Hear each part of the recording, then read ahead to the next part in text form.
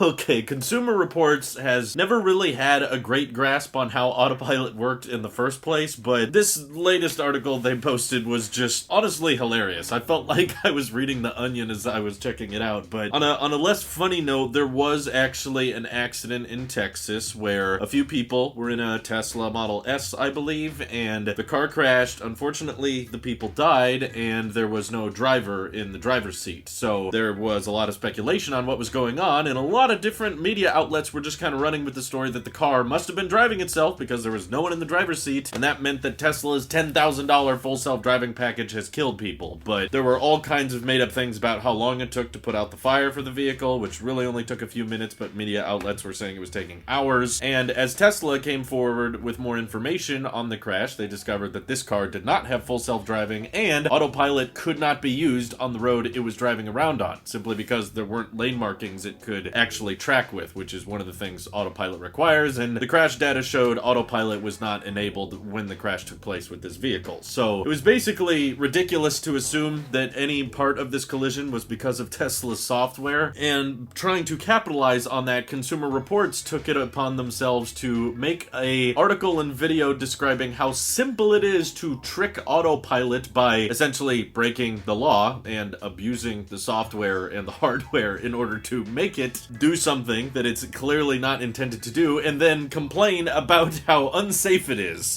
And the hypocrisy of that article just had me cracking up, because essentially their thought process is, if you leave the doors closed, because if you try to open the door while autopilot is engaged, it will turn off. Also, if you try to take off your seatbelt while autopilot is engaged, it will instantly turn off and the car will start screaming at you pretty quickly. So essentially you have to put kind of weight into the driver's seat, leave the seatbelt on, and then on top of that apply a weighted chain to the steering wheel, which is what Teslas do to make sure that your hand is still on the wheel. They want to make sure you're still paying attention, and that's all of the fine print that you have to agree to before you turn autopilot on. Or if you buy full self-driving, there's all kinds of disclaimers and there's all kinds of fine print that talk about how important it is that you pay attention, and at no point during any part of the experience does Tesla say, okay, you're good to take your eyes off the road, or okay, you're good, you don't have to keep your hands on the steering wheel anymore. Never does that happen during the experience right now. But I guess when people don't know that, or when people aren't Tesla owners or don't have any experience with autopilot or full self-driving, they just see these headlines and think, oh, don't buy one of those Teslas, they drive themselves and they drive into trees and they catch on fire and they burn. And this type of bashing is honestly quite ridiculous, because there are all kinds of ways to misuse hardware, and if you're not using it for its intended purpose, absolutely, you can do very dangerous things, but that is by no means a responsibility of the company to ensure that you will never misuse their product. That is ridiculous. There's no way businesses and consumers could ever live in a world like that. I mean, something as simple as like a fork or a butter knife can be misused in a way that could end up hurting yourself, but of course the manufacturers don't intend for you to use it that way. Same way you could drop a toaster in a bathtub or put your hand in a microwave oven. There's all kinds of things you can do that the manufacturers say do not do that can end up being dangerous, and this is really no different. I've seen the example a million times now online, but it's a very true one of that, yeah, with a traditional vehicle, if you just wanted to leave a brick on the gas pedal, yeah, the vehicle will now drive in a very dangerous manner, but I'm sure manufacturers are not going to encourage you to do that. And I understand that this might be a more gray area, because Consumer Reports is probably trying to make the claim that some people might think the car drives itself, and you don't want to make it easy for trolls to abuse this power. But honestly, if that's your concern, Consumer Reports, then I wouldn't be posting articles going into detail about how exactly you should trick the system, that most people aren't really super aware of how to trick the system. I think for the most part, an average consumer would get in the vehicle, turn on autopilot, and kind of understand that they have to pay attention, keep their hands on the wheel, because that's what the car actively encouraged them to do. There's not a big list of major news outlets that are describing, here's exactly how you use the car incorrectly, and on top of this, they praise GM Super Cruise, or Ford's upcoming Blue Cruise, because it sounds like the owner of Consumer Reports has some direct ties to Ford, and the Ford CEO is even tweeting out this article, which is just so disappointing to see, knowing how much Elon Musk had praised Ford for making the Mach-E. In response, the Ford CEO is like, Teslas are really dangerous. But anyway, Consumer Reports claimed that other autonomous driving systems systems are safer because they require eye tracking, and in this specific test, where we did specific things to trick Tesla's system, eye tracking would have still worked in this case. But they're not treating it the same way, because if you got into a GM vehicle intentionally trying to trick it, there are probably several ways you can mess around with Super Cruise and abuse it in a way that is dangerous, whether it be putting up a photograph for eye tracking or holding up your phone up here so that the camera sees your eyes looking at the road but you're not actually looking at the road. There's all kinds of ways I'm sure you can trick pretty much any autonomous driving system in a way that's not safe, but that does not all fall back on the liability of the manufacturer, in my opinion. And sure, there may be ways for Tesla to, in the future, they could update the software so that even in these weird scenarios that Consumer Reports is doing, you wouldn't be able to trick the system. But overall, I just think it's very irresponsible, especially when there is data and hardcore statistics showcasing how much safer Autopilot is compared to the average driver, how little accidents there have been on the full self-driving beta, which I still think is a miracle considering there's thousands of people using it. To this day, it still has not caused a collision, and it's completely ridiculous in my opinion, because at no point Tesla has ever made the claim that you can take your hands off the steering wheel or keep your eyes off the road, and if people end up doing that, that's on them, okay? Tesla cannot be responsible for every fool or every idiot that decides to try to abuse their systems. So it's an unnecessary hit piece, and it does send a lot of negative press around Tesla, which is directly against a lot of the safety benefits that Teslas have, both passive and active safety features, and it probably makes everyday people who don't know too much about Teslas look away from them and probably consider non-Tesla vehicles that are statistically more dangerous, but because they read the wrong news articles, they think that Teslas catch on fire and they drive themselves and crash into things. Even though, you know, we have millions of people on the road every single day, many of them drinking and driving, many of them checking their phones and getting into car accidents, and on top of that, pumping out harmful emissions from the vehicles. Tesla's trying to address this by making vehicles safer, by making them less likely to crash, and by trying to eliminate the driver, which is ultimately the biggest flaw in the system. People not paying attention or people getting behind steering wheels when they shouldn't be. And yet this is how so much of the media responds to a company that's actually trying to directly address these issues. I just find that disappointing and sad. So I hope people can wise up on this and realize that they're going to be on the wrong side of history in hindsight, and basically both to the media and people that are thinking about abusing Autopilot or full self-driving, don't be an idiot, okay? Just